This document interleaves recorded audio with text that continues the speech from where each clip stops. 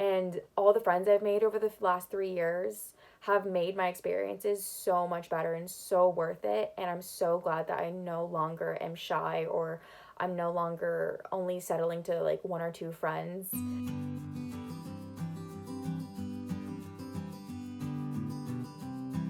Hi, my name is Sam, and today I'm here to talk about finding friends in your host country. In 2018, I just graduated university and I decided I wanted to be an au pair in Paris. In university, I was very shy and didn't have that many friends. I just had a close few, which I was totally fine with at the time. But I wanted to take this opportunity of moving to a new country to kind of get rid of this habit and try to put myself out there as much as possible. So, about a few months before I moved to Paris, right around the time that I signed my contract with my host family, I decided to start doing some research where I found a few blogs of current au pairs in Paris, and they talked about how they made friends. They recommended Facebook groups, which, I trusted them, so I turned to Facebook, and this is where I found tons and tons of Facebook groups around au pairs in Paris. This is when I made about a group chat with about 100 different girls at the time, as well as messaging different girls I saw that were going to be moving around the same time as me. So within this 100 group of girls, we were messaging for a few months beforehand, and then we narrowed it down to about 30 girls to a Snapchat group. This is where we started to get a little bit closer and started to get to know each other a bit better before moving there. Then when we got there, about half of us had moved about mid to late August, and then the other half was moving about early to mid September. So those that were already there in August, we decided to meet up. We did the typical Parisian Friday evening during the summer thing that we sat down by the Seine, had some snacks, and drank some wine. This is where we kind of shared our stories about why we became au pairs and just kind of how we got to Paris. It was so amazing. I ended up spending the entire evening with a few girls, roaming the streets of Paris until 3 in the morning. It was such a lovely night, and in that moment, I knew that I was about to have the best year of my life and also make so many memories and friends. After this, I also went on a few individual coffee dates with some girls. I am the type of person that gets really, really nervous when meeting someone for the first time. It almost feels like a dating app date where you just get so nervous, you just don't know who you're going to meet. Is it going to go well? Is it going to go bad? You just never know. But I try to get through those things. I just remind myself that you're never going to regret meeting someone. Like, you get coffee out of it. You just it's about an hour. It's not really a waste of your time. It's going to be an experience, and it's a memory you get to share later on. So I did a few of those, met some few amazing friends, and honestly, I recommend it so much. You're never gonna, again, like I said, you're never gonna regret doing this. I also did this when I moved to London. I went to Facebook and found a bunch of au pair pages about London, as well as even branched out to expats, like American expats in London, because I kind of wanted to have a piece of home with me. I wanted someone that I could relate with a little bit, that could also kind of help dissuade the homesickness. This honestly was an amazing thing to branch out a bit more because you get to make friends that aren't just au pairs. I loved having au pair friends when I was in Paris because the schedules aligned well, but getting to meet other people kind of made me feel more like London was my home because I had different kinds of friends. Um, this is something that I think honestly helped my experience in both situations. Making friends before I even got to each country was very helpful because I know how lonely it can be during your first few weeks, especially when you don't know someone.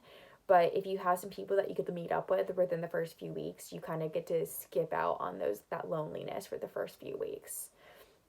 Another thing I did that was very beneficial to me was I started going on Instagram and finding girls in London that I thought I could potentially be friends with. A lot of them were new to London, so I thought that they could help me out by giving me the best tips of finding friends or the best coffee shops, the best restaurants, the best bars, whatever it was. This is something I would have never done in my home country because I thought that if I did that, these people would think I'm weird, they'd be creeped out, they'd be mean to me. I don't know. I just thought this is something you just don't, people don't do this. And I'm so glad I got over that uncomfortableness of it because I made a few friends through Instagram by messaging them and being like, "Hey, like I'm new to London. is there anything you can give me advice on? I love your profile. I think, we could be really good friends. Like, would you ever want to meet for coffee to talk about all of this? And most of the time I get really positive responses. And the few times I haven't got responses, it is what it is. They didn't respond. That's fine. I don't take it to the heart because, you know, we probably wouldn't have been a good match anyways. If they don't respond to you, it's probably something you don't want to be friends with. So again, you just don't take it personally. Every time I talk to my mom about how I've made a new friend through social media, she just reminds me about the time she also was in a pair in the United States. She came from England to the US in the 90s.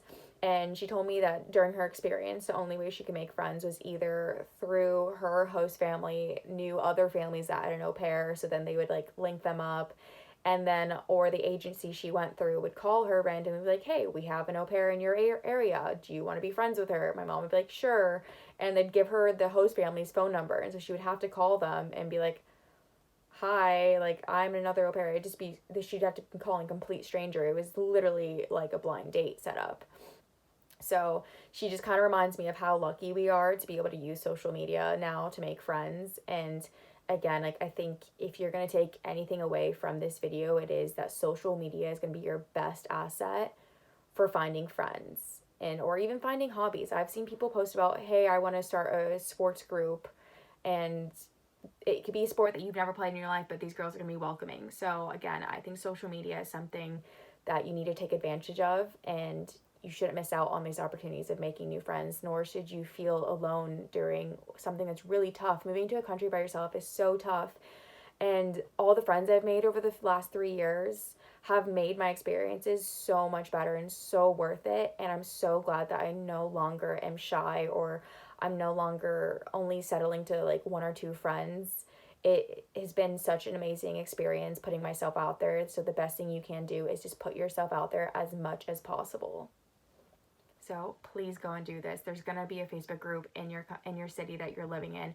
And if there's not, make one. Be the head of it. Just be ahead of it and make your own Facebook group or Instagram page or whatever. I've made my own Instagram page for au pairing to give all my advice I've learned over the last few years. If you want to give it a follow, it's Fille_au_pair. So FILLE_au pair. I just kind of give my advice and share some of my experiences. And I just want to help as many people out there, which is why I'm doing this video. Have a good day.